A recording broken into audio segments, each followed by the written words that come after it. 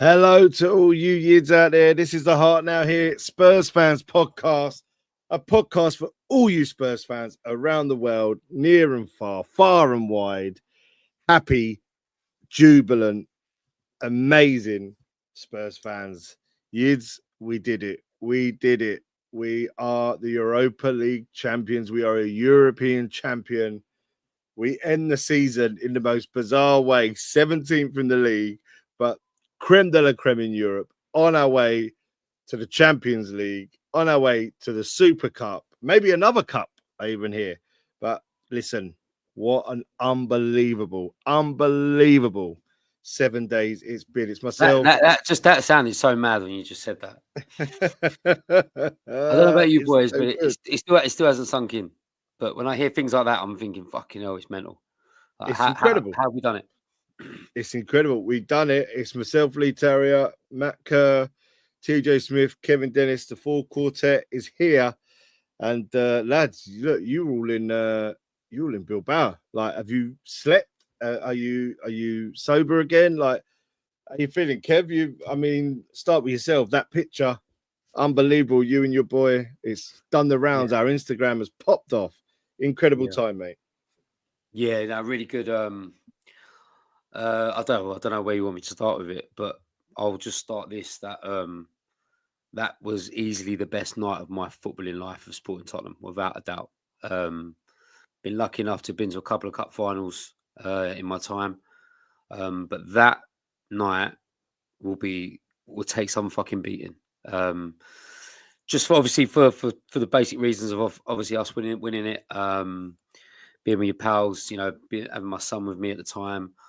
But I mean, the boys will tell you in a minute. But I mean, I don't know if it gets much better than that, unless you win a Champions League or win a title next. It doesn't get better than that. But yeah, easily the best night I've ever had supporting this football club, without a fucking shadow of a doubt. But yeah, in terms of getting back to normal, yeah, probably. I mean, we got back Friday night.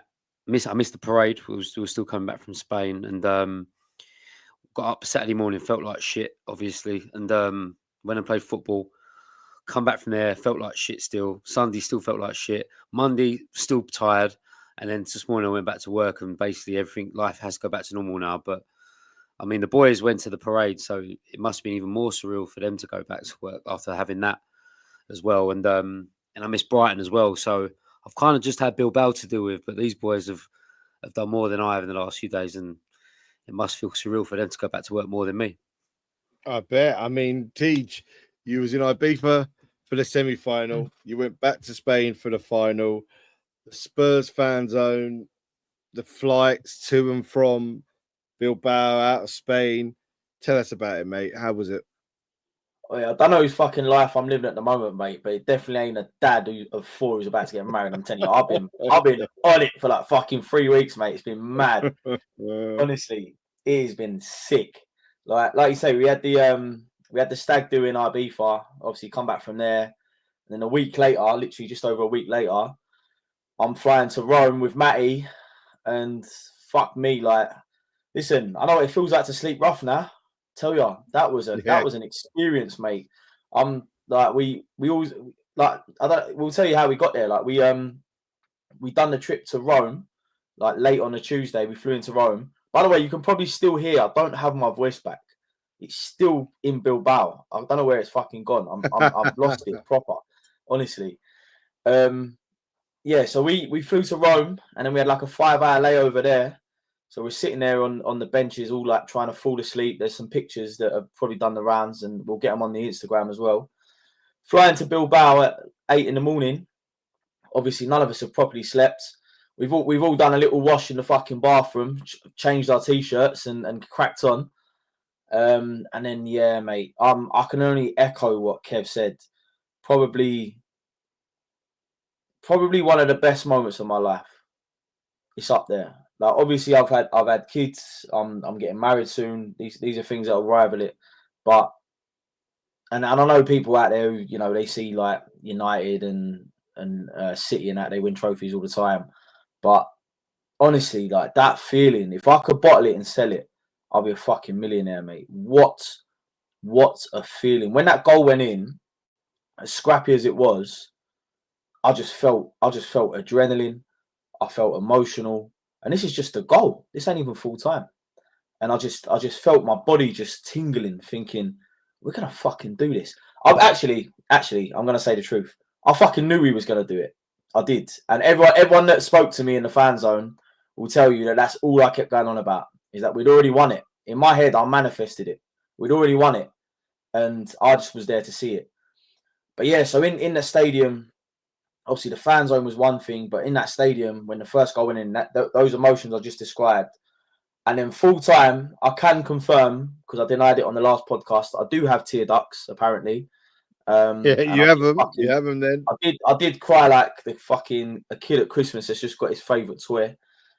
Honestly, the emotions, man. Like I said, I was standing there with Kev and his boy Cody. We had Matty was with us, Jake. I'll give a shout out to Jake, Brett, and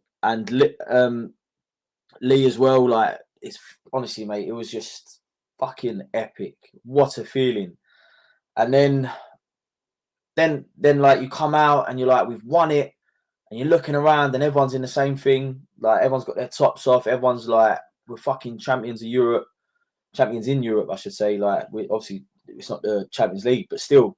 And then, I mean, everything about it, even the journey back, we couldn't find fucking cabs. Like, it's a shit place to get out of. Anyone that got back from Bilbao will tell you, like, it's a fucking nightmare getting out of there.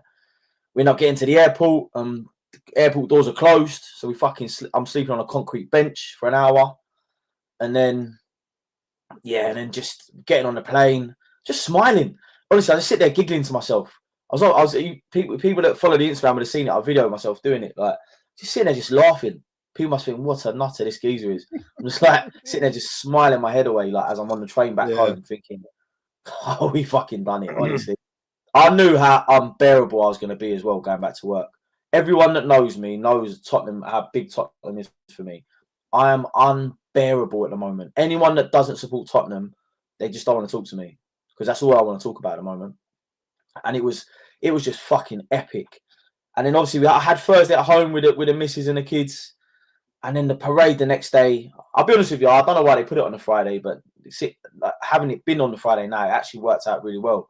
Like we went down there, mate, and I've never seen so many people so happy. Incredible.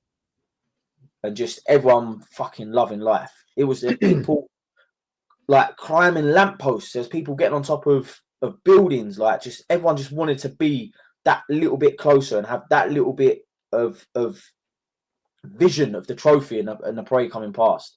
We had like a really good spot just outside the bricklayers, and it sort of come past us, and I could almost touch the fucking bus. Do you know what I mean? It was that they were that close to us. But yeah, just seeing them come past, Sonny lifting the trophy again. I consumed all the possible content on socials. If it was posted, I've looked at it. Yeah, man. Like, 100%. I've looked at absolutely everything.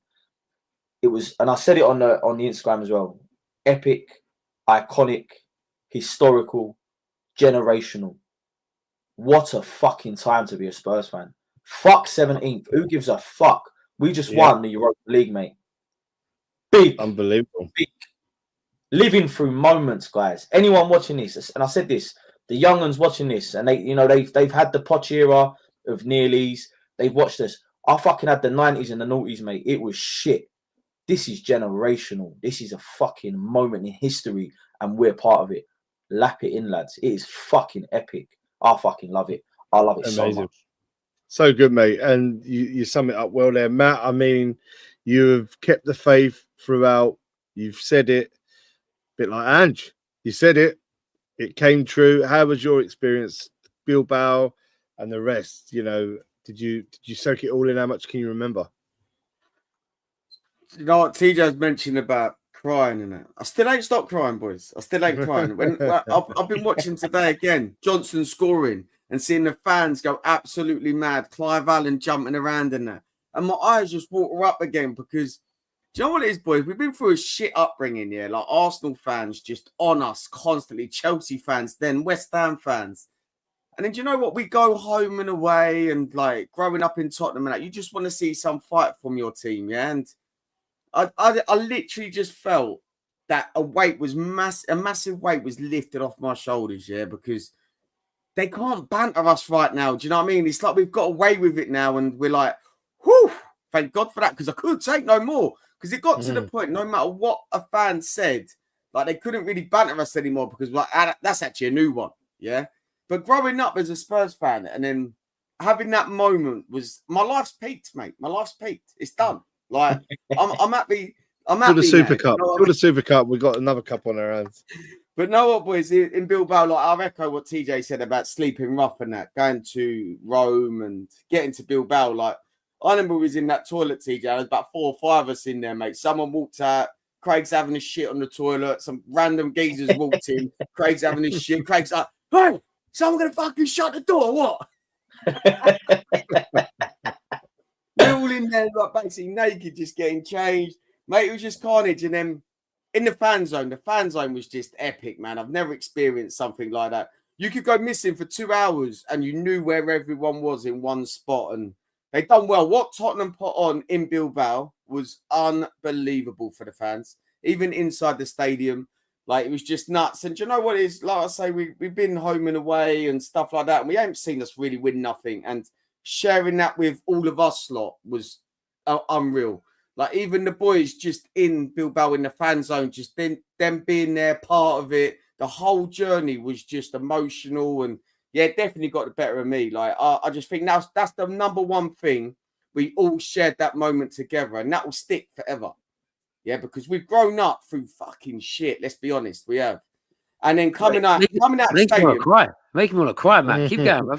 Make me want to cry. Coming out the stadium, it's like someone picked me up from loads of joy and just dropped me in the war zone, yeah, and where I just see bodies anywhere on the floor, yeah. And it literally got to the point in that night, if you see a bit of concrete on the floor, you're fighting for someone. You're fighting someone for that bit of concrete to get your head down for 10 minutes. Because it got to that point. I think it's shocking what Bilbao done. They stopped basically all taxis, yeah? Or the taxis are trying to charge you €400 for a 12-minute drive. There's no bus services to the airports. They shut the airports. They shut the bus stations. So they just left you literally stranded on the streets of Bilbao, like Man United and Spurs fan. We got to the bus station in the end at 4 a.m. after taking about 4 hours to get a cab. I couldn't get one. Told TJ that you better go, mate, in that cab because they had the flight to catch before us. So me, Craig, and Josh just went to the bus station. And I'll tell you now, mate, there was thousands outside, scattered everywhere, outside on the floor. And then in the bus station was just thousands. It was absolutely carnage. It was just literally bodies everywhere. You think, like, what the hell was going on here? But I think that's shocking what Bilbao done there. Like what the Spanish, I had a Spanish government and that allowed that to happen. I don't know, but look, boys, that's just one little downer, right? But you still make that part of your journey, and you think, do you know what? We climbed through all them hoops to get there and get back. And the parade again, I thought the Spurs done unbelievable to put that parade on. So credit to the club, it's brilliant. But I thought the only thing about the parade, it brought so many thousands of people out. Like, you had your normal fans, you had your armchair fans and stuff and whatnot. That's fine. You have your supporters. But you got a bunch of teenagers and stuff that jumped on the bandwagon and was just causing carnage in that parade. Like, there's loads of kids there. They didn't really care. Do you know what I mean? They were just pushing everyone. They just wanted to get through. But you know what? Absolute scenes, the whole thing. And you know what? It's just unreal, man. And I won't ever forget them. This week, I'm still now in bits because after that parade, I had to go to Devon for a weekend, for like a family weekend and that. So I kind of haven't stopped and I'm still shattered now. Still having afternoon naps, waking up going, Johnson again. Can't stop singing it, boys. 6 o'clock in the morning, I'm getting smacked in the head because I keep singing Johnson again when I wake up for work. Oh, mate, it was brilliant. I mean, from my part, obviously, I watched it at the stadium. So, you know, from when we did our last episode, which was Sunday, I believe we did Sunday. You know, everything I was looking at, TikTok, Twitter, it was building up. I think Tuesday, I just listened to this is the day before Barry Manilow again and again and again and again. I just listened to it. Then I listened to all the Chaz and Dave's, and I just listened to Eric. And on Wednesday, I couldn't work. I just couldn't work. I was like, I'm sitting there. I knew I had to get down there. I knew I wanted to get down there for about 5. And I got down there on the high road, or tell a lie. I went through Seven Sisters and walked down, and every pub was packed, like almost more than I've ever known it. I couldn't comprehend it. I was like, I'm gonna get in the Beehive. Couldn't get in the Beehive. I'll get in the blue coats. Couldn't get in the blue coats.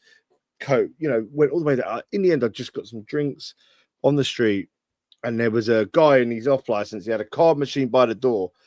You pick the can, you pay for it. It was like flares were going off. I said, this is different. I know this is different. I feel different. Everyone feels different. I feel confident.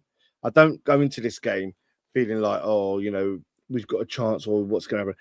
I thought this is going to be us. And in that stadium, and it was 38,000 there, so it wasn't full up, but it just felt full. That whole cop was full. And when that goal went in, it was nuts. And then at half time, where they all hit the girders, like boom, boom, boom. Johnson again for 15 minutes. And when I tell you there was not a break, there was not a break in the singing. Same as Bilbao. Again, yeah, I thought it must exactly be. the same. We all stayed out singing it. Incredible. So we go back in, or go back out, watch the second half. And of course, the nerves are coming near the end.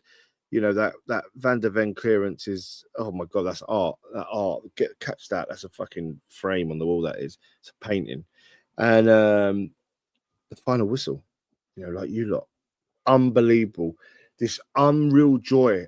Everyone hugging. Everyone just running to each other. And then you just see them running onto the pitch. And everyone just went, fuck it. And we ran on that pitch. They turned off the bloody TV, so we didn't see the cup get lifted. They turned it off. I don't know if you've seen the social with the guys like, please come off the pitch. We've got a game against Brighton. I found this out today, Lee. I found this out today. I didn't realise that. But because everyone stormed the pitch, they turned the TVs off and no one saw the Spurs lift the trophy. None of us saw it. None of us. None of us saw it. It was terrible in that sense. But because everyone was just, the flares were on the pitch. You're hugging people. I'm seeing people I haven't seen on the pitch. My mate picked up grass. Someone I know spread their granddad's ashes on the pitch. This is unbelievable. And then obviously you go out onto the high street and it just party central. The bricklayers were still full at 1:30. Like, it was incredible. And then, as you say, you get to the parade, and I got down there. I was by the library, so I was by where they're bringing everyone up on them roofs. And the guy that climbed up that metal girder, I was watching. I thought, if he drops, he's gone. He's done. He done it, bless him. But just that feeling again, I saw so many people I hadn't seen in ages. But just what I loved about it, and what was amazing, and what I hope they can retain and keep that bottle, as you said, is that there were just so many people from the local community that probably do like support Spurs, and not like, I'd never profess to be in the same category as you guys. You guys are the ones I look up to, home, away, season tickets. Unbelievable. But there's a lot of people that love Tottenham, especially in that area as well, that probably you wouldn't think of, that were all just there, just happy. I ain't even England at the Euro final, or semi-finals, winning semi-finals to get to it, I've not seen groups happy like that. Do you know what I mean? Just together. It didn't matter. Do you know what I say about it, Lee? Do you know what I say about it? And he's like, and do you know what I loved about what they did with the bus as well? They put the flowers on the front from 61. Oh, that's exactly what they had on the 61 double bus.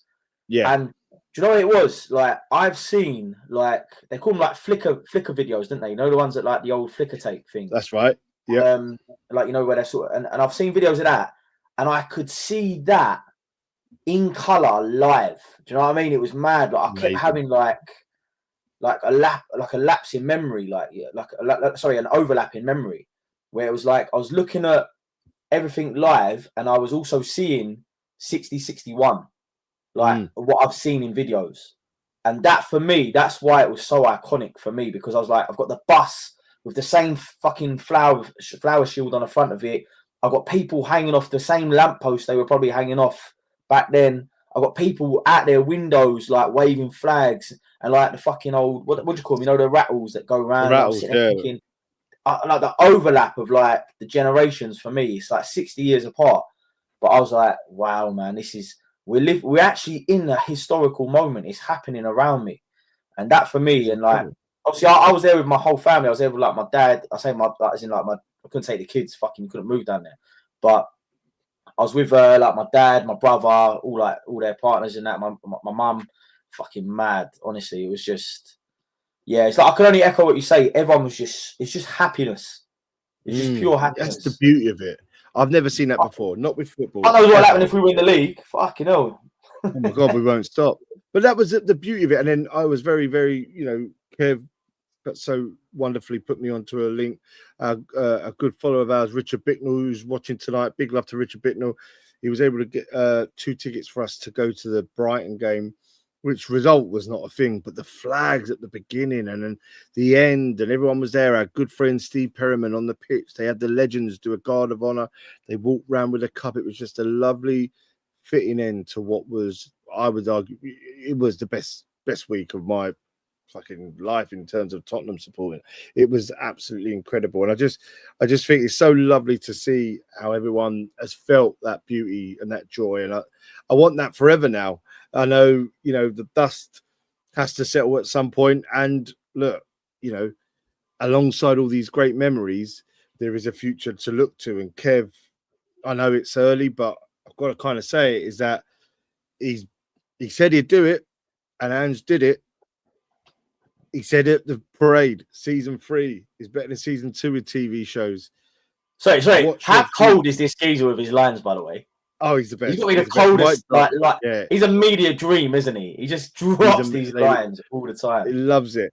But I guess with that said, there's a real conversation that's got to be happening. Kev, heart, emotion aside, how are you feeling about it?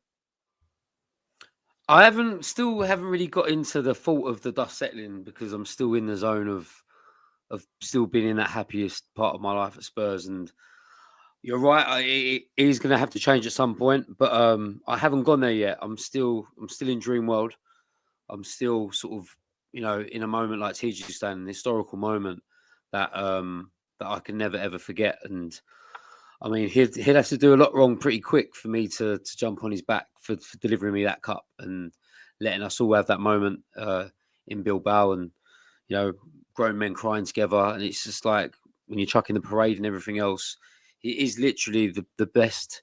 I mean, even with the League Cups, we didn't get a parade out of it. We got a parade out of the 91 final, which I vaguely remember. So it is a historical time, and he has delivered something where he's brought the whole community together, and he's had me on social media. I've never been on social media so much, but like you said earlier, watching all these videos, I can't get enough of it, because we have been starved of it for so many years. And in my 40 years, I've got an FA Cup I hardly remember, and I've got 2 League Cups, and that's not a lot for 40 years. So to get a European Cup for the first time in 40 years, it's been really special. And, even though the Brighton game, the performance wasn't great, I still can't get into that zone of thinking bad and being negative towards what's going to happen next season just yet. He's obviously made his statement about the season 3, so we're obviously expecting him there to start the season. But with the line he's dropped, and now being in the Champions League, the job becomes tougher for him. There's more pressure comes with it. But sometimes I think the board are now going to have to realise what that felt like the other night, what it brought to everybody, and now can we have more of it? And the only way we can have more of it now and win things that are on that same par or better is the league, is the Champions League, and it's basically down to backing. And if you do want this manager, you are going to have to back him. And it ain't just about giving him money; it's about giving him the right players to go and buy. Giving him money to go and buy certain players for a certain amount counts for nothing when you're not going to match their personal terms and their wages, what they want. If you want to be ambitious and you want your club to love you, and you want to have their moments like the other night, you are going to have to buy better, and you're going to have to put more risk in your transfers. And that is basically stumping up extra wages for better footballers. It's as simple as that. And that's, for me, the only way we push on now.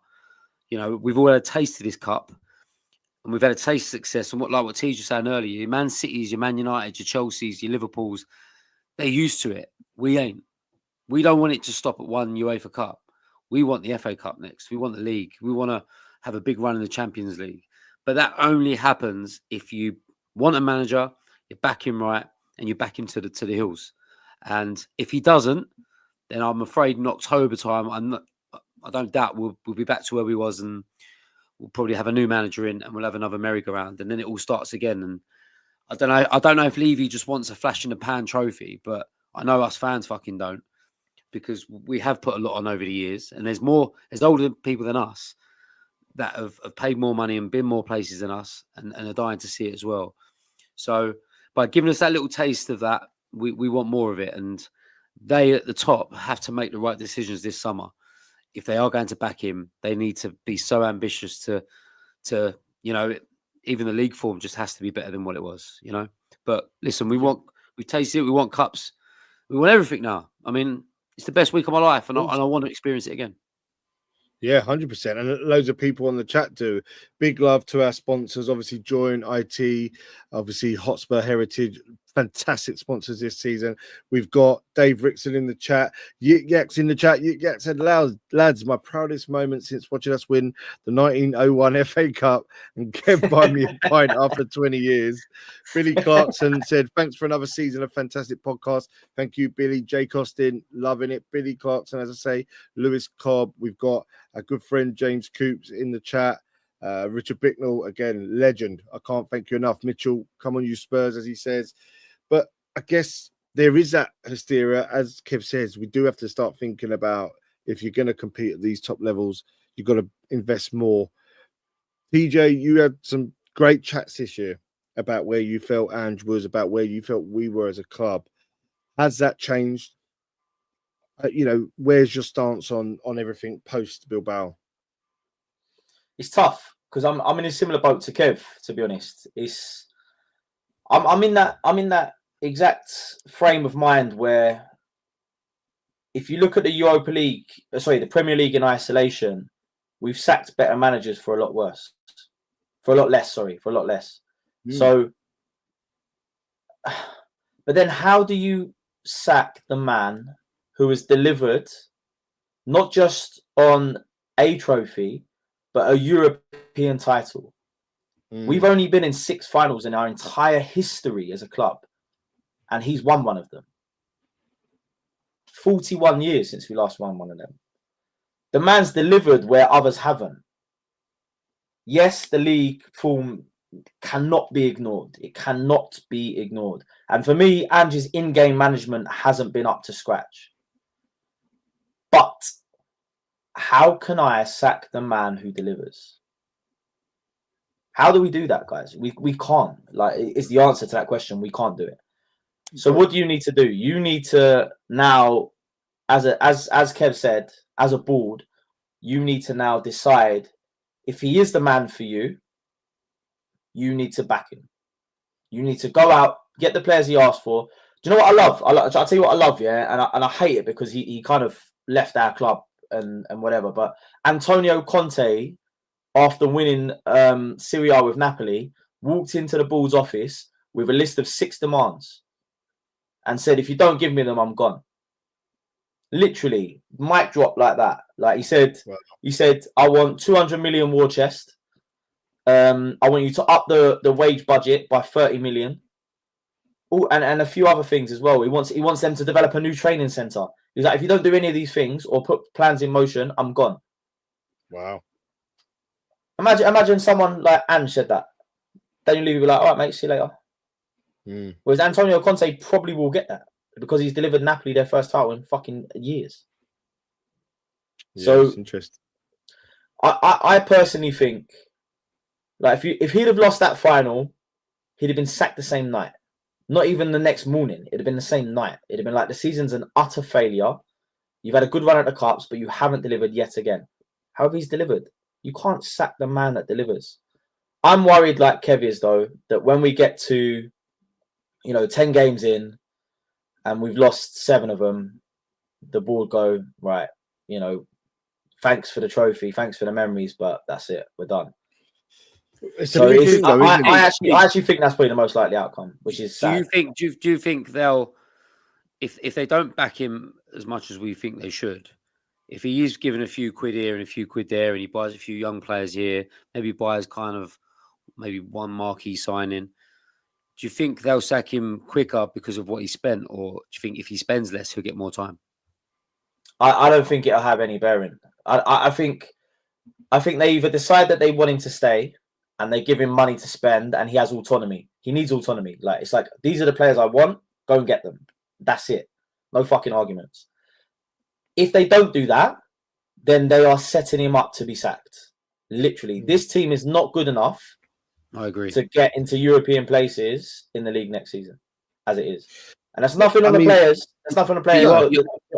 You're throwing a Champions League in there now as well. So if the Champions League carrot wasn't there and you've just won the Europa League and you're going into Europa again or whatnot, kind of nothing really changes apart from the league form needs to change. But now you can't take this team into the Champions League and expect to get past the first hurdle, the first part of it, without better footballers in that team. So, I mean, by winning this, I think I'm hoping, and I've been here before with Levy where I've hoped it would happen, and it hasn't. But it ain't about how much you spend, it's what you spend it on. And 100%. Like you said, 100%. He will be setting up another manager to foul if he takes this team into a Champions League and just puts a few high-profile youngsters into the squad, or brings a Mikey Moore in, or gets a decent player on a free. It's not going to cut it. There's still about 3 or 4 players that really need to come out of that team. Listen, you want us to European Cup, great. But football's football. When you're trying to progress and be a better football team, and now finishing the top 4 or 5 in the league, which is now an even harder. I mean, the Premier League now is probably its best it's ever been. I mean, you've got the top 8 or 9 knocking on the door for a top 4. It's unheard of. And the quality is just rising all the time. And we've seen where other teams just keep stepping over us. Bournemouth, Brentford, Brighton. I mean, they're all, and they've got no right to. So now we're going into the Champions League, and now the fans want more domestic cups, and now we need to really to be getting in the top 8 next year without a doubt. It's like it becomes so much more pressure for Ange. But if he does go into the change room and knocks on the door, like T said, and asks for the names, and he's given everything he's got, and it doesn't work, then by all means sack him. But don't give him shit tools, because like T saying, you are setting him up to be sacked. But I do want to add this quickly. He has to have learnt himself, Ange, this year, that his one-way style just will not work. He has to change it in games, and he has shown that he can do it. It's just he's got to know when to do it in game, because he starts games the way he wants to play them, because we've seen that we can play defensive, but we start games like that. I want to see him maybe go attacking in games. When it's becoming on top for a certain amount of the game, make a few subs, change it, close the door. Things like in-game tactics. If he can get that right, I think he'll be okay with heavy backing. If none of them things happen, he'll be gone by October, without a doubt.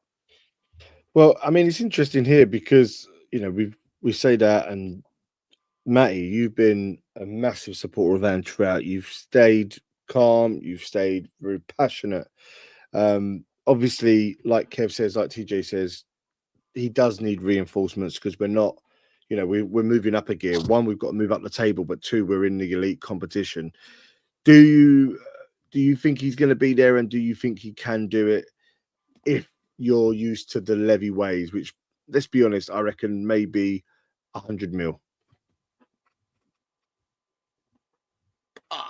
Do you know what, Lee, mate? I hope Ange's there, mate. I really do. I look at us sometimes, though, and I sit there and I think we moan if we don't win a trophy. And when we do win a trophy, there's still something to moan about. I get it, we're 17th, and I'll take 17th again next year for a Carabao Cup. I would. I'm done through the years. I've been through it with Poch. I've been through it with Mourinho and Conte. I'm done chasing top 4 every year. I'm done with that. I'm done with just chasing top 4. All that happens is our season tickets go up every year when we're in that top 4. The club bring in so much more money. We just get stung with our season ticket prices. I'm happy go for Carabao Cups, FA Cups. We ain't going to win a Champions League in our lifetime. Not a chance. And we need to be realistic with that. We're not going to do that. We haven't got the ball to back us to do that and make that squad. We haven't. So if it means that we become a 7th, 8th team and we start chasing FA Cups, Carabao Cup, I disagree. I'll go with that all day long. I'm sick and tired of constantly chasing top 4. We don't need top 4 to win trophies. Yeah, I disagree about the Champions League thing, by the way.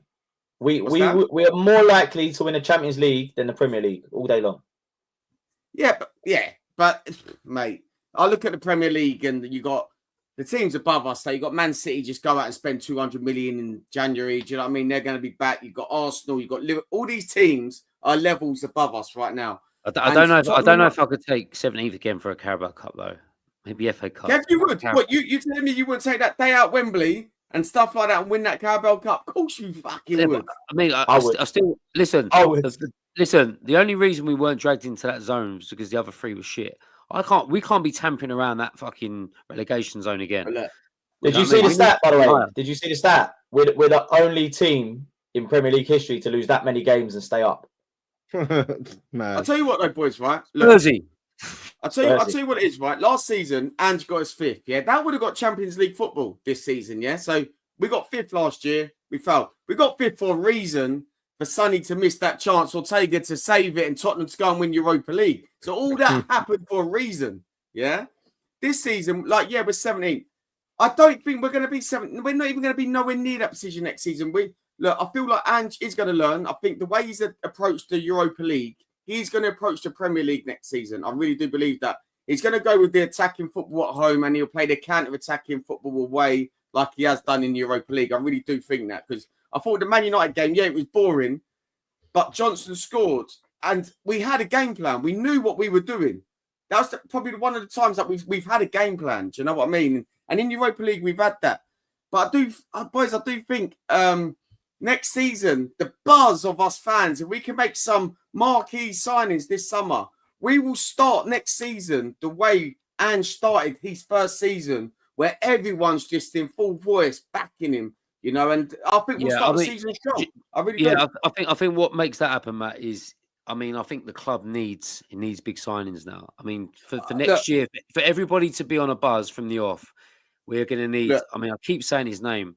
Go and buy players like Eze. You know, go and get Leroy Sané on a free. These are the sort of players that are only going to change. Because I tell you now, I know our fan base. When the dust settles here. When we go into that first game of the season, say we're at home and we go 1-0 down, it's all going to fucking start. That is how fickle our fan base is. But if you go a bit like that on Sunday, in fairness, at one point. But I sat there and watched it, and I was having a moaning game because I just do it because I'm watching the game and I can see, even though the whole celebration thing about it all, but there were times in that game, especially the second half, Brighton come out and they were fantastic for a good 10, 20 minutes. And he let that happen for 10 or 20 minutes and then started making subs. By that time, it was too late. That's the sort of stuff he needs to fix up on. But in terms of player quality and the fan base getting on a buzz next year, that the team needs rejuvenating. It needs exciting players. It needs proper players that everyone knows about for the whole mood to change and for everyone to be excited about this new season. I don't want to start this season with the same old players with a couple of tweaks here and there. If you want to propel yourselves more, you need proper football players. And like I said, Eze, them sort of players, the ones that have been and done it, they're the sort of players we need. Go out and buy players that are ready to go instead of 17-year-olds who ain't ready yet or need another year or two. That's all I'm asking for is just be ambitious in the transfer market. And when you're ambitious in the market, the fans will come with you. I promise you that. I do think that as well, Lee. I do think that. I think this summer is one of the biggest summers I think I've known Tottenham that I feel Tottenham need to have in my lifetime supporting Spurs, yeah? I think we're at a crossroads now where Daniel Levy is thinking, we've got the team back in the Champions League, money is coming in. Do I swap Ange for another manager now? Or now do I go with Ange again where potentially we don't get Champions League next season? So I do think this is going to be a massive summer, but it's either... So Matt, what do you think he'll do then? Do you think... I don't think Levy will sack Ange now because of the backlash Levy will get. I think he's going to back Ange this summer. I really do think that. I think there's some players. There's players that have got to go or contracts running down that are going to go. They're going to come off the wage bill. But then I think new players now come in. I think Sonny now needs to leave on a high. Yeah, I would go and get Eze. Or do you know, like even Garnacho from Man United, We need some talent in there and some Yeah. good, exciting young players coming through. Eze, Garnacho. If Romero goes, go and buy the Palace centre half. Well, we Just see seems here. amazing. We've had loads of comments here. It's popping up on the Instagram. Obviously, we're across our streaming platforms, but we're live streaming across different social channels. Weeksy has said Sky reporting we've been offered Sane. That's one Kev you were saying about, which is really strong. I mean, Yik Yak saying, look, lads, we've got to remember Champions League gave Levy and Enick breathing space. As happy as I am, UEFA Cup has done the same. We are not good enough. We need to show more ambition, which is, I think everyone says, the Champions League made us believe we were bigger. It papered over cracks, but the problem is above Ange, Yak is saying, and that's the thing we've got to think about, and that's what Levy, like you're saying, Matt, has to really take into consideration. Because if you get someone in, who are you getting in? If you get in the biggest names that are there, let's say, you know, he shoots for the stars, Inzaghi, I've heard, you know, imagine it was Klopp, or it's got to be of that ilk. If you go and get a manager like that, which you need to give you that Champions League pedigree, to get in there and make you believe as a club you can do as well as the manager. That manager is not going to come and spend 50 million. Yeah, they're not coming in. Yeah, when we was in Champions League, we didn't even get past the last 16. Do you know what I mean? Yeah. It doesn't. The players need to be better in the club. That's what it is. Yeah. Like, I think sometimes, yes, a manager. I make that right. We've had good managers with absolute shite players, and these managers are used to working with top players. And we've had 2 top managers that are working with shit tools, and that's why they go and win everywhere else and don't win with us. And that has to change. If you're going to go and get an ambitious manager, you need to be an ambitious team to go, or an ambitious board. So if Ange has just delivered this Europa League, you now need to go ambitious and try and propel and go even more. Well, it's like Amy says here. The worst thing Levy can do is see this as vindication of his methods. That's the worst thing he can do. The worst thing he can do is sit back and go, I was right. My methods are right. That's why we've won the UEFA Cup. Well, that's it. And that's wrong. And we've won it because we've managed to put performances together when they've mattered in that tournament. However, we're not consistent enough. We need to do it more regularly. And that's where what the boys are saying comes in. He needs to go out there, makes fucking statements. Go out there and get Eze. Take him from Palace. You want an FA Cup? You playing European football? Fuck off. Come to Spurs. We're mustard and we're going to be mustard. Come play for us. Garnacho, you're one of the biggest clubs in the world, one of the most supported clubs in the world. Fuck them. They ain't in Europe next year. Come play for Spurs. We're going to do the business. Sane, why do you want to... You're out of contract at Bayern Munich. Don't stay in Germany. Come to England and win shit at Spurs. That's the message we need to send to other clubs and to players around the world. We're not a fucking selling club anymore. We're here to stand up and be counted. This is the start, not the end of a journey. And that's what the team fucking are. And that's what a lot of saying here. Amy's saying it. No, that's all right. No, mate, that's great what you said. Like you've seen it in football, yeah. When a manager wins something, yeah, the players buy into that. Actually, what he was saying is the truth. Like, well, I'm buying into what's happening, and I do think you have to stick with Ange. Like, how people are against it, I can't see it, because when a manager wins something, the gates open, and I honestly do believe Spurs will win something next season. Even if it's the FA Cup or Carabao Cup, I really do believe that. I think the players will buy into what he's doing now. I really do. And I agree. I agree there, because I think every good manager that's been in the Premier League, where it's Ferguson, Wenger, Klopp, Guardiola, they've had the first year or two, and then once they start going, everyone just beds in and it becomes a winning formula. And I think you've seen it with Slot as well this year. It's just that's what you need, and we've kind of never really had that with a manager apart from Poch. And that needs to happen again. And it's only, like I said, it's only going to do that because these teams go out and buy top footballers. And if we're not going to, we're never going to have that bridge to build with our manager for long-term success. What's interesting as well is there's a lot of talk that Cuti Romero's future is based on Spurs keeping Ange. A lot of talk I've been reading this evening, alongside Leroy Sane being offered to us. That's everywhere as we do this right now. Did you see his post, Romero's post? I did. Fantastic. When he's like, he basically said, to move forward, we need to stick together. Yeah, that says it all. If they're basically saying, if you want to keep me, Let's build this squad, keep it together. Build it, yeah. And I think I can't argue with him if he wants that. Like, you don't want to stand still. He's won a World Cup. He's now won a European Cup. He wants to win the next European Cup and more domestic cups. He wants to win the league. You know what I mean? If he does go off and play in La Liga, he wants to do it in a couple of years after he's won more at Tottenham. He clearly loves the club. His passion is there. But I think with all that said, look, you know, we're going to be back here in August and we'll be talking about where things are. We don't know what's going to happen with this. I don't think anything's going to happen this week. I think they are going to scope out. I think they are going to. We know Andrew's on holiday. I think they're going to scope out and see what's about. I think they're going to sort of do their due diligence, as they say, and make a call. I don't know for sure if that means that they are going to keep him.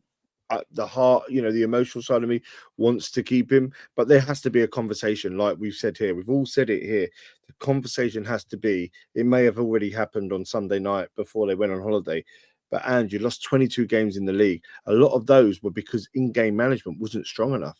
A lot of those was that you didn't do the right thing for the players you put out on that pitch. You expose their limitations. Now, I love Andrew and what he does in terms of a morale boost and the way that he rejuvenates and galvanizes players. You can see it because he's done it to 225,000 people on Tottenham High Road. He's infectious, and that we need that, but we need to get it aware. Like, you know, you can't lose that many games again, and that is just who we are, mate. Style of football. You know, we're playing at the big boys, the big boy level now, Champions League, and that won't cut it. Do you mean it may have cut it when he was at Celtic, because Celtic you're never going to give a chance. Tottenham, you're going to give a chance. It's only in 6-7 years ago was in the Champions League final. So I just hope that they've had a frank conversation and that he can kind of say, look, you know, 3 away games in Europa League, if you count the final, the last 3 clean sheets, played a different style. We can do that. If I see that from him more across the board, like when we go to a place away from home and we grind out a shit 1-0 like we did on Wednesday, I'm happy as Larry with him, alongside obviously some more acquisitions. I think we need a really fast winger who beats players. I like Tell. I think he's got something, but I think we need 2 of those. I think we need absolute midfield still. We need somebody in the middle of the park. My good friend Selchuk, who I went to the game with the other day, said the problem we've got, we don't know our best midfield. They don't know it. If the players don't know it, we don't know it. We need somebody who's going to be that focal point of absolute fucking rock in midfield, who's going to win things and just fucking lay it off easy and let others play. I don't think we have that. And I think, yeah, we get a couple of those players, we'll start to really become what we can be. And I want Ange there. It's a very interesting time. One thing I'll say, Lee. I've got you know this Ange in, Ange out business, right? This is not doing us any good right now. Yeah, we've just won a Europa League, right? We need to now be planning for next season, right? We've probably had our target if we don't win it, and we're 17th in the league. And then our next players now, if we're in the Champions League, we have the next pot. But all this Ange in and Ange out, we'll have a conversation next week, blah, blah, blah. While Liverpool are out there signing Frimpong, do you know what I mean? Man United have just gone for the Wolves striker. All these teams that are above us in the league are going out to do their market early, where we should be now thinking, right, we're in the mix now, like from this point. Not is Ange in, Ange out still, because it's going to set us back massively. I think they do it though, Matt, is because, you know, the Spursy stat is 22 games any other year, you're relegated. And I don't think you and this is never to, you know, dampen the beautifulness. That can't be washed over. I think because, you know, next season may not be as lucky. I don't see Tottenham being anywhere near that, and I do believe Ange is right for us. I do believe if he gets back, but I can understand if that conversation is there, or if they're a bit worried at the board level, because you've got to get it right. If you've got 150 million kitty, and you're going to give it to a man that you may sack by October. We see what happened with Man United. They are in the shitter now because they did it with Ten Hag. So as you know, as emotional, he does everything for me. I love that manager more than most, I'm sure. But you've got to get it right. So a frank conversation and some admittance from Ange as well as Levy has to happen. And, you know, I hope they all understand what they got to do, and they do it early off the back of a holiday at the end of May. Listen. We like you say, we just gotta like this will solve itself at some point. We need to focus on the positives. We've all had the taste. We've all tasted something we've never had before. It's the first time trying it. We've had it and we fucking like it. I want more. Incredible. I do. Yeah. I want more. And that's what this summer's got to be about. It's got to be about everyone there. And I'm telling you now, them players that were involved, they want more as well. That manager wants more. They've all had the taste and they want more. And so do I. That's what this summer's got to be about. That hunger to taste that silverware again. That's what we all fucking want. That's next season. That's what it's about. Yeah, and that's very true. And I think, we will come back and reconvene on this. I'm sure if anything develops, we'll jump on after, during the summer. But I guess on a positive, because we did end on a massive positive and we still are there. As a football podcast, we're doing what we would do around the pub.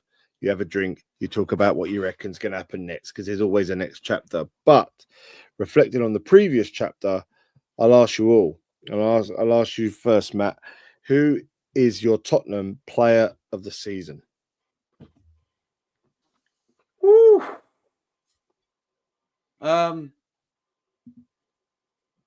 Johnson again, ole, ole. I think you got to go. Actually, no, you got to, because he's top goal scorer. I know he's been good 10% of the time and scored nearly 20 goals. 90% of the time he's had no impact. I think Dom Solanke's up there. I think the running that geezer has put in, the press is good. So good.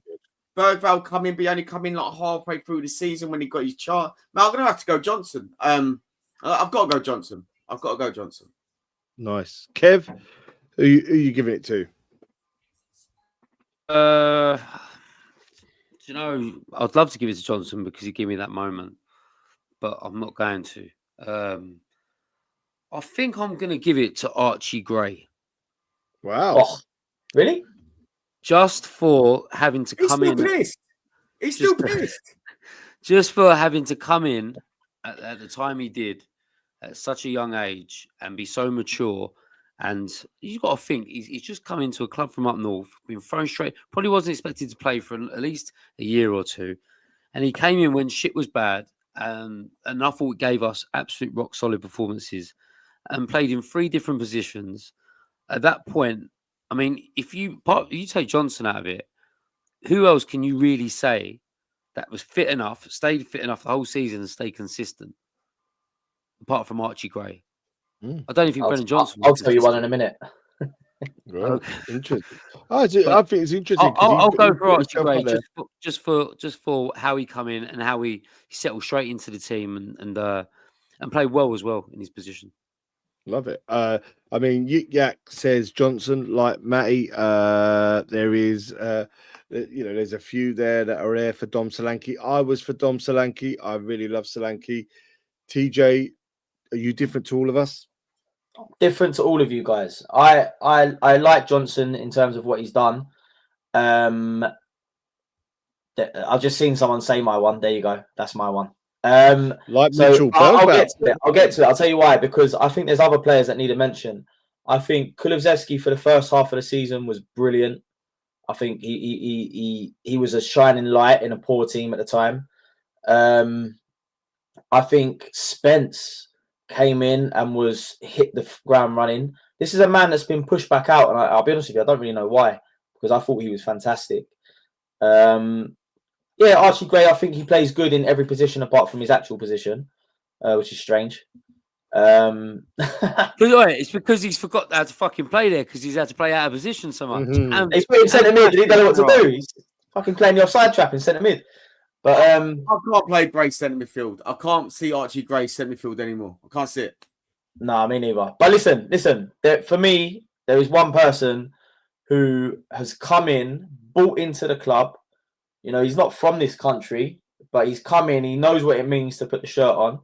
And this is a man that in a season of shit has put pen to paper and extended his contract. And that's Lucas Bergvall. I think Lucas Bergvall has given us some great moments. I think he's an engine on the pitch. I think he's fucking skillful as well, by the way. I think he's going to have a big career. I really do. I think Bergvall is going to have a big career. And I think for me, yes, we've had people that have played great at points in the season, but I think Bergvall has been pretty consistent, even in pre-season, all the way until the end. And he's a young guy. He's a teenager that's had I had to to agree. shoulder it. So I yeah, for me, Mitchell said it just before I did, but Bergvall is and listen, rightly so. He won all the accolades as well from all the supporters awards on the official I site. think Bergvall and Gray came in at a time when everything was going to shit, and Yeah. they were kind of forced in. But when they came in, they were without a doubt our two brightest sparks of when it got really shitty around November time until January, February. And they just should never have been put in that position at such a young age. Because you've seen players like Mikey Moore, who's got so much more promise, but really is kind of, apart from that Europa League game against Elfsborg, we haven't really seen much of him. But I thought Gray and Bergwell both come in and pretty much looked at home, looked settled and comfortable. And you look at them two and you think, yeah, I could see them playing for Spurs in the next 5-10 years. They're just our kind of players. So I think them two, yeah, makes Heath right. Them two, without a doubt, really, really were our best players for a big chunk of that season and were consistent with it as well. Yeah, I mean, Richard Bicknell has said Madison. P. Master has said Vicario. Hussein Sally says Spence. Jason Mara agrees, says Bergvall's rate of improvement has been amazing. I mean, yeah, the future is bright there with a lot of these young talents, and that is one thing to look forward to, seeing them develop as we go on to next season. But in terms of this season, I know it wasn't the best at home, but Matty, I'll go around everyone. I'll start with you, mate. Your best moment at the Lane this season? It's At the specific. Lane. Oh, at the Lane. Yeah. Cool. You threw me there, mate. I was about to say in Bilbao. Well, there, Bilbao's your favourite memories, I'm sure, but at the Lane, I'll be honest, mate. At White Lane this season, we've had nothing to sing about. I think we've lost about 10 games at home this season, mate. You did lose, yeah. Not the semi. Yeah, come back to it. Yeah, I was going to say that. No, was do you know semi. what? I'm going to say just thumping West Ham then. I'm going to say thumping West Ham because that's probably the only thing that we can give it a highlight. That was enjoyable. Me and TJ are about to agree on the same one, but I'll let TJ have the floor. Go on, TJ. Bodo Glimt semi-final. The atmosphere was unbelievable. Everyone turned up that night. Every Spurs fan that went there turned up that night. And to get the goal early just set the fucking atmosphere off. It was like touch paper, mate. Bang. Everything just went off. Everyone wearing white. Everyone got the message that night. Everyone heard it loud and clear. We need the 12th man tonight. Everyone had that. That for me, listen, I didn't go down the Lane that much this year. It's no I'm not hiding it. Like I didn't get down there much. I've been enjoying the away games a bit more. But that for me was the one. Like just the occasion. Yeah, the opposition, they're not the best in the world, but we still had to do a job, and they got there on merit. So we had to go out there and prove that we were of the caliber that deserved a place in the final. And us as fans just got it. And for me, I haven't seen an atmosphere like that down the Lane. I think I said it at the time, since the Arsenal demolishing, where we jumped them into Champions League. That's the last time I felt like that in that stadium. And for me, that was. I didn't have many moments at the Lane this year, but that was a fucking good one. I guess, Kev, you agreed there with TJ on Bodo. I'll ask you then, best drink up in Tottenham this year? What?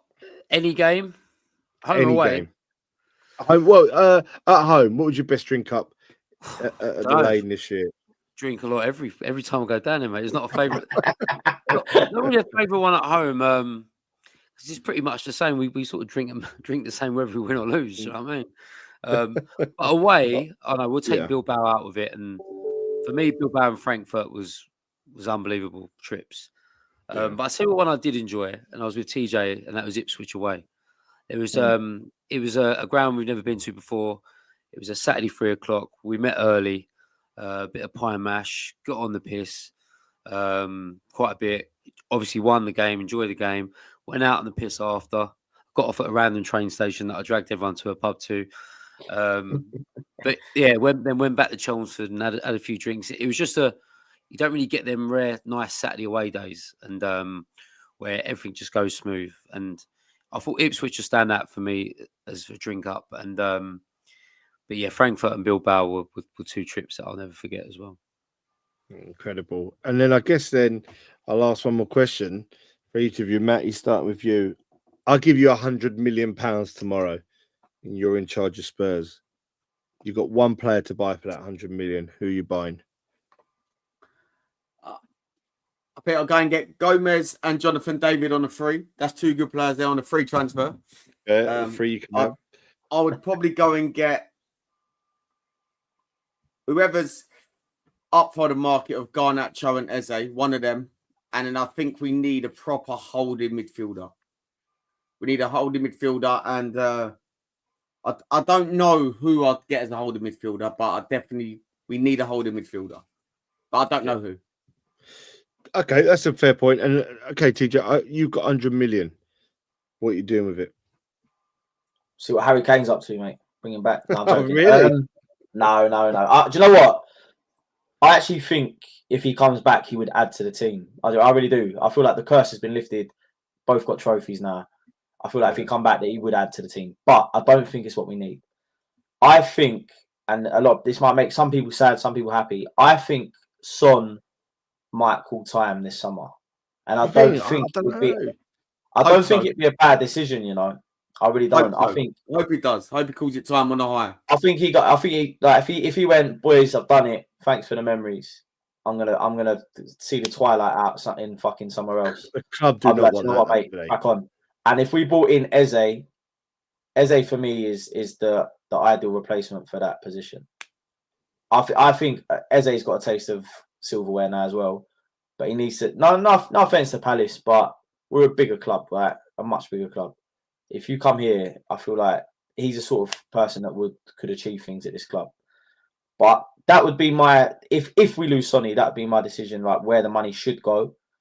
But I do agree with Matt. I think the position we need the most is probably a holding midfielder, someone to 100%. Shore it up and command it. But I'm talking like proven. I don't want no fucking 17-year-old this time. And it's no disrespect to the boys because they've done a great job. But I want someone who's won a Champions League, maybe, or someone who's like captain of somewhere else. Do you know what I mean? Like to come in and have that impact. 100%. I'll tell you, our ideal holding midfielder, but it will never come, would be Tonali from Newcastle. Really? Someone like him, a bulldog in midfield. And he's good on the ball. I tell you what I want. I want the guy from Wolves, Gomez, in the midfield. He's good. I think he's really good. I'm a little bit. Move. I see what it is with like the ones you guys are looking at is like they're playing at a level that we shouldn't be aspiring to. Does that make sense? Like they're good players. They've got to just make that move up, though, haven't they? Like I looked at the other day, the Brighton guy, that Belieber. He's another one. If he gets a move up, there's a player there, man. Jesus, he's a brick shithouse, and he moves, and he plays it simple. Man, I just want someone like that, middle of the park. Do you know I like, and I love him every time I watch him. And we need a player of that type, John McGinn. Aston Villa. Wow. He's tough tackling. He does everything. He's just a workhorse. He's a leader. He's got that about him. He's the kind of type of player we need. But I look at John McGinn and I just think he breathes that football club, and we don't really have a player who will go and smash someone and the crowd will go fucking nuts, you know. And I think we need a John McGinn type. But 100 million don't really get you much. But I mean, Eze's always been at the top of my list for fucking years, a good couple of seasons now. And we probably could have got him a lot cheaper before. But, you know, that is probably what he'll probably cost you around now, Eze. He'll probably cost you 80, 90 million just for the English tax as well. But if we did do that and we can only buy one midfielder, I'd buy Eze. And I would try and mould Bentancur into a defensive midfielder if I can, because I think Bentancur has come on in the last couple of months and we've kind of seen the player that we used to see. He's got that shittiness about him. He's actually played well as well. And I think out of all of them midfielders, he'd be one that I would keep and probably definitely let Basuma go. And Sarr's hot and cold for me. But yeah, I like Bentancur and I'd put him in there if I could get an Eze. Can I add a little thing to this conversation? Of course you can, mate. An apology section to players that we've fucking coated off this season. So, Matty, I want to start with you, mate. No, fuck, mate. Something cutting off. Yeah, some of them did, but I'll tell you one that didn't was Van der Ven. So, Matty, can we just have your thoughts on Yes. an apology? Listen, I need Yes. to apologise. Listen, Matt, let me just say something quickly, Matt. I saw the state of you at full time. I looked around and I'm seeing grown men crying. Everyone's hugging each other. I looked at Matt and Matt was sitting on his seat and his fucking mouth was open. His eyes were wide. He was in this fucking trance.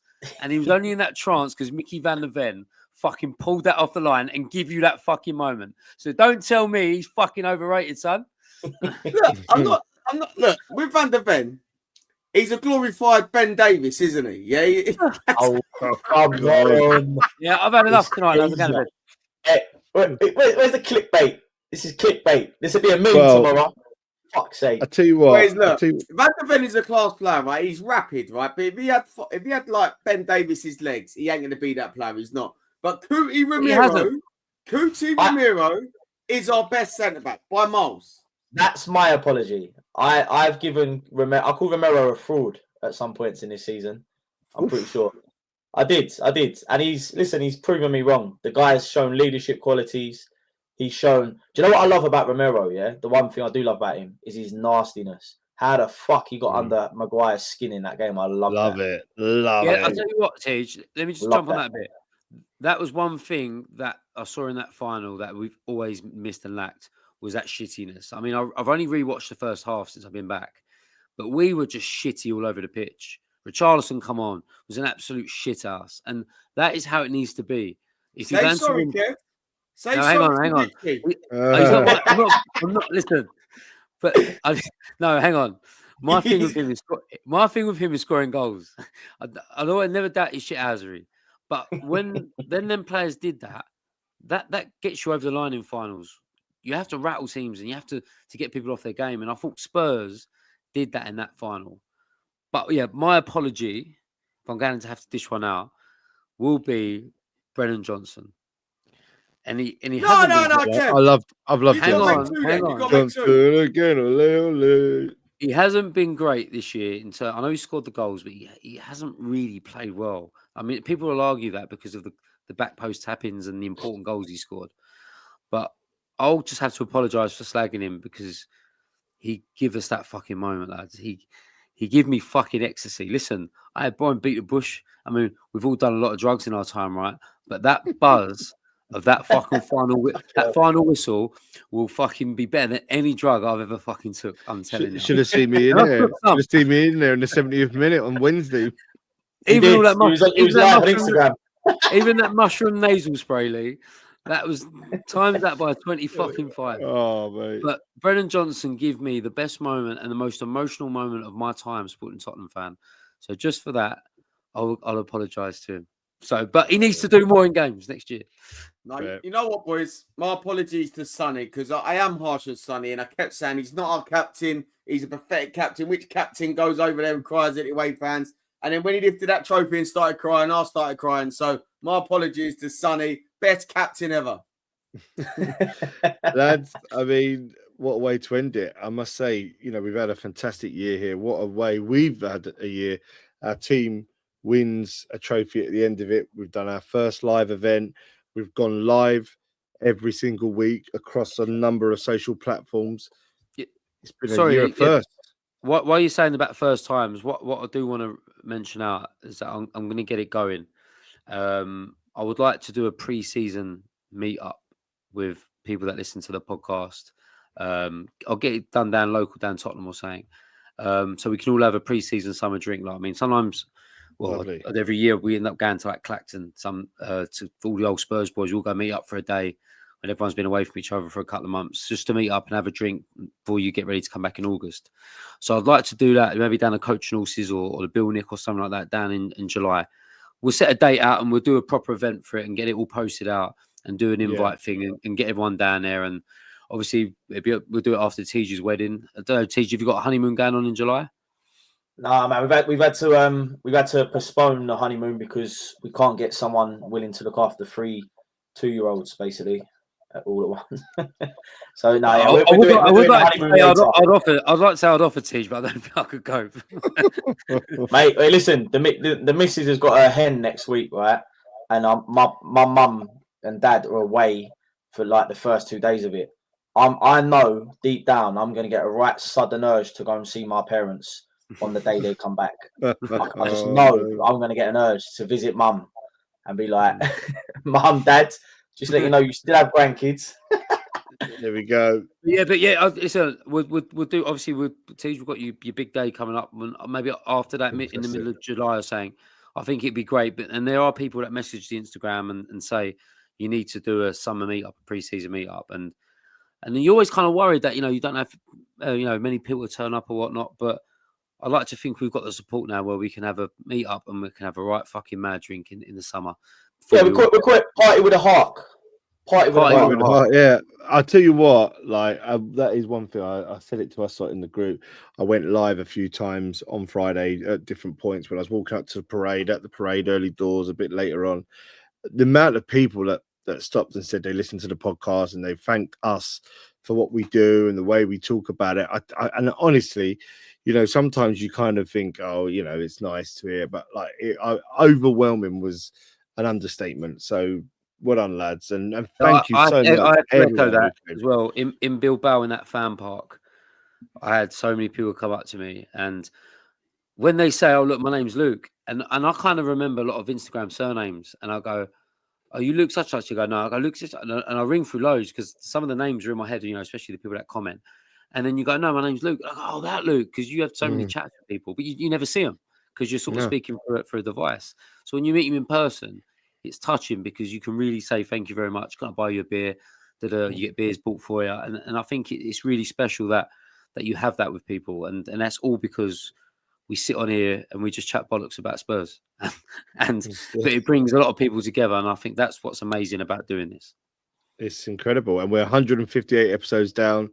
As I say, we've had a year of firsts this year, and lads, long may it continue into next season. Here are some dates for next season. Wednesday, the 18th of June, 9 a.m. Tottenham Hotspur fixtures will be released for the 2025-2026 Premier League campaign. Obviously, I've always loved that since I was a kid. That I can't wait for that day. It's something nostalgic about it where you get your fixtures through. Something about it. It's so good. And then we've got Wednesday, the 13th of August in Udinese. We are playing for a cup. My birthday. Oh, listen, lads, if we're not going, I doubt I'll go to that one. Let's get meet up and get smashed on my birthday.